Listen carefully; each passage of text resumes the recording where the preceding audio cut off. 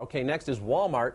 The high cost of low price, and it's not so much a documentary as a 95-minute attack on the nation's largest retailer and its alleged practices of mistreating employees in favor of the profit margin.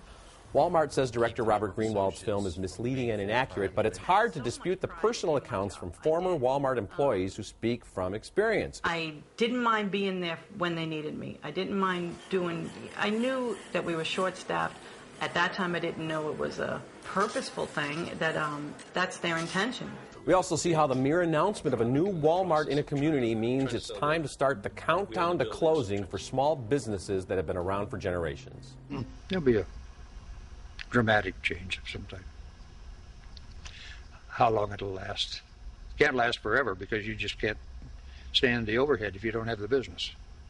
Walmart reaps, I think, something like $1 kajillion in annual profit. You'd think there'd be room there for them to take better care of their employees and still make a few billion. But this film never does address the elephant in the room, the consumers.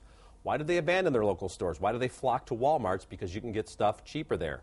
Walmart should be held accountable for its practices, but these stores are not going to go away. Thumbs up for me. You know, thumbs up for me, too. I don't go to Walmart because the cheaper prices are not as important to me as the thought that I'm getting those cheaper prices at the cost of the lives and labor of Walmart employees. That's the difference between you and far too many consumers, I would say. The prices are not necessarily that cheaper because American taxpayers are paying for a lot of Walmart's health care.